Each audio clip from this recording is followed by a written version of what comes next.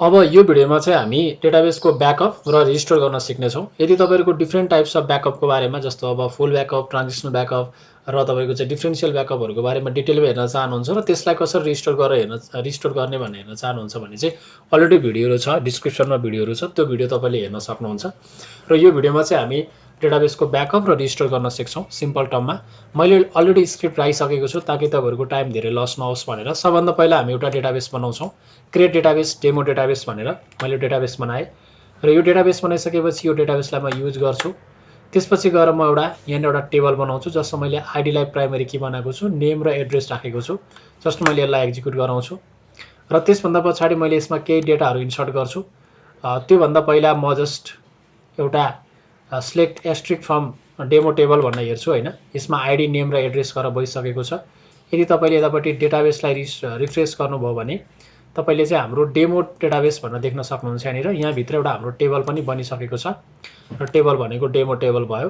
त्यसपछि केही डेटाहरू इन्सर्ट गर्छु म, जस्तो मैले यहाँ डेटाहरू इन्सर्ट गरेँ। त्यसपछि मैले यो कमान्ड एक्जिक्युट गरेँ भने दुईवटा डेटा इन्सर्ट भइसकेको छ। म बाँकी डेटाहरू पनि इन्सर्ट गरिदिन्छु। यो मेरो पहिल्यैको स्क्रिप्ट थियो, जसको कारणले गर्दा यसरी फरक फरक टाइपबाट डेटा इन्सर्ट गरेको छ। सो एकैचोटि पनि हामीले इन्सर्ट गर्न सक्छौँ होइन। त्यसपछि यहाँ हेर्नुभयो भने जस्तो मेरो 8वटा रेकर्डहरू इन्सर्ट भइसकेको छ।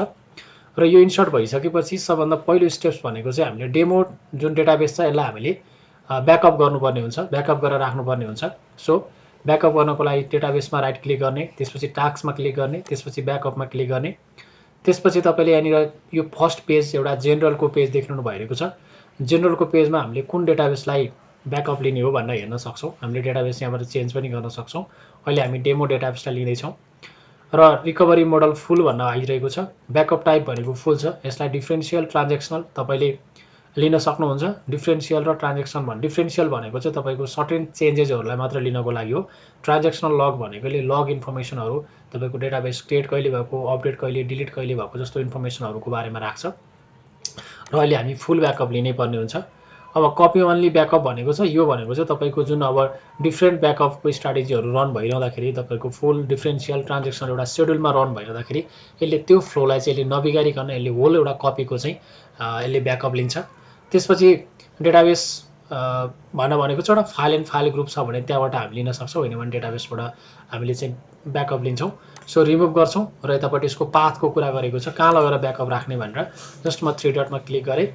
त्यसपछि मैले ई ड्राइभभित्र गएर चाहिँ मैले बिएके भित्र जान्छु र बिएके भित्र मैले एउटा माई ब्याकअप भनेर म नाम दिन्छु होइन। .bak एक्सटेन्सन दिएँ मैले र यतितिर मैले ओके गरेँ। ओके गरिसकेपछि यतापट्टि यो पार्ट त भइ नै हाल्यो। त्यसपछि मिडिया अप्सनमा जान्छु। यहाँ गएर तपाईँले केही पनि गर्नु पर्दैन। एपेन्ड भनेको चाहिँ अलरेडी तपाईँको कुनै डेटा ब्याकअप फाइल छ भने त्यसैमा गएर एड गरिदिन्छ, एउटा अलरेडी तपाईँको त्यही नामको छ भने क्या होइन। अनि ओभरराइट भनेको चाहिँ अब त्यो अलरेडी एक्जिस्टिङ डेटाबेस ब्याकअप फाइललाई त्यसले ओभरराइट गरेर नयाँ ब्याकअप फाइल बनाएर राखिदिन्छ होइन। यो मिडिया सेटहरूको कुरा छ। मिडिया सेट भनेको तपाईँको सन्डे, मन्डे, ट्युसडे दिएको डिफ्रेन्ट ब्याकअपहरूको चाहिँ त्यसले युनिकली आइडेन्टिफाई गर्नको लागि युज गर्ने हो होइन। अनि भेरिफाई ब्याकअप वेन फिनिस्ड भनेको ब्याकअप सकिसकेपछि भेरिफाई गर भनेको छ। पर्फर्म चेकसम भनेको सेक्युरिटीसँग रिलेटेड कुराहरू भयो। अनि इरर आउँदा नि कन्टिन्यू गर भन्न पनि सक्छौँ हामीले। र ब्याकअप अप्सनमा चाहिँ तपाईँले यहाँ गएर नाम चेन्ज गर्न सक्नुहुन्छ होइन। तपाईँको डेमो डेटाबेस फुल डेटाबेस जुन ब्याकअप छ होइन, यसमा गएर तपाईँले नामलाई तपाईँले आफ्नो तरिकाको नाम राख्न सक्नुहुन्छ, त्यसको डिस्क्रिप्सन दिन सक्नुहुन्छ। ब्याकअपलाई तपाईँले एक्सपायर पनि गर्न सक्नुहुन्छ, यति दिनपछि एक्सपायर हुने भनेर नि भन्न सक्नुहुन्छ। अथवा तपाईँले पर्टिकुलर यो डेट भनेर तपाईँले डेटै तोकेर नि भन्न सक्नुहुन्छ। अहिले म यो सेट गर्दिनँ। अनि यो डेटालाई कम्प्रेसन गरेर पनि राख्न सक्नुहुन्छ तपाईँले, यसको साइज घटाउनको लागि। कम्प्रेसन गर्नुभयो भने चाहिँ तपाईँले एउटै लोकेसनमा लगेर तपाईँले ब्याकअप गर्नुपर्ने हुन्छ सबै फाइलहरूलाई। त्यसपछि तपाईँको इन्क्रिप्सनको कुराहरू छ, यतापट्टि अहिले हामी हेर्दैनौँ, यो अहिले चाहिँदैन हामीलाई। सो त्यस पछाडि हामी जस्ट ओके गर्छौँ। ओके गरिसकेपछि हाम्रो ब्याकअप सक्सेसफुल भइसकेको छ। मैले माई ब्याकअप भनेर नाम दिएको थिएँ र यो चाहिँ तपाईँले माई ब्याकअप भनेर यहाँ देख्न सक्नुहुन्छ। र यो माई ब्याकअप .bak भनेर 3124 KB को एउटा साइजको ब्याकअप गरेर बसिसकेको छ। अब कुनै पनि कारणले गर्दाखेरि अथवा मैले ल्याएको टेबलमा ल्याएको चेन्जेसले अथवा कुनै पनि रिजनले गर्दाखेरि हाम्रो यो डेमो ब्याकअप चाहिँ हामीले करप्ट हुनसक्छ अथवा यो डिलिट हुनसक्छ। त्यो अवस्थामा हामीले त्यसलाई रिस्टोर गर्नुपर्ने हुन्छ।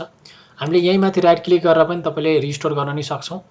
अथवा यसलाई हामीले अलरेडी यो सपोज गर्नुहोस् यो डेटाबेस डिलिट भयो अरे होइन, यो डिलिट भयो अरे भनेपछि मैले क्लोज एक्जिस्टिङ कनेक्सन गरेर ओके गरेँ भने युज भइरहेको छ भने पनि यो डेटाबेस युज गरिरहेको छ भने यसलाई डिलिट गर्न सकिन्छ। अहिले हामीसँग त्यो डेटाबेस छैन र त्यसको लागि सबभन्दा पहिला हामीले डेटाबेसमा राइट क्लिक गरौँ, त्यसपछि हामीले रिस्टोर डेटाबेसमा क्लिक गरौँ, त्यसपछि डिभाइसमा क्लिक गरौँ, थ्री डटमा क्लिक गरौँ, एडमा क्लिक गरौँ र एडमा क्लिक गरिसकेपछि यहाँनिर हामीले ई ड्राइभभित्र जान्छौँ र त्यसपछि हामी BAK भित्र जान्छौँ र माई ब्याकअप डट BAK भन्ने फाइललाई चुज गर्छौँ र यसलाई ओके गर्छौँ। त्यसपछि हामी अरू केही पनि हेर्न पर्दैन है, relocate this file and folder भनेको चाहिँ यहाँबाट चाहिँ हामीले पाथ चेन्ज गर्न सक्छौँ क्या। भन्न खोजेको हाम्रो जुन डेटाबेसको अब जुन रिस्टोर गरिसकेपछि त्यसको पाथ चाहिँ कहाँ लगेर राख्ने त, सी ड्राइभ फुल भइरहेको छ भने ई ड्राइभमा यसरी चेन्ज गर्न सक्छौँ, तर म चेन्ज गर्दिनँ अहिले।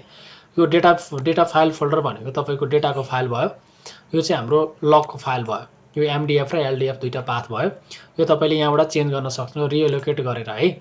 अनि अर्को भनेको अप्सन छ, अप्सन गर्दा तपाईँले overwrite and the existing database भन्यो भने चाहिँ तपाईँको के हुन्छ भन्दाखेरिमा तपाईँको अलरेडी एक्जिस्टिङ डेटाबेस छ। जस्तो अहिले हाम्रो जुन यो डेमो डेटाबेस भन्ने छ अहिले हामीले डिलिट गरिसकेका छौँ, तर त्यो एक्जिस्टिङ थियो भने चाहिँ त्यसलाई हामीले ओभरराइट गर्नुपर्ने हुनसक्छ।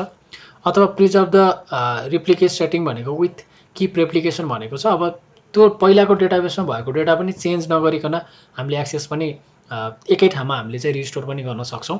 अथवा अनि यो थर्ड अप्सन भनेको चाहिँ कुनै रेस्ट्रिक्टेड युजरलाई चाहिँ हामीले रिस्ट्रिक्ट गर्नु पऱ्यो भने चाहिँ हामीले यसरी क्लिक गर्छौँ होइन, अदरवाइज हामी यत्तिकै छोडिदिन्छौँ।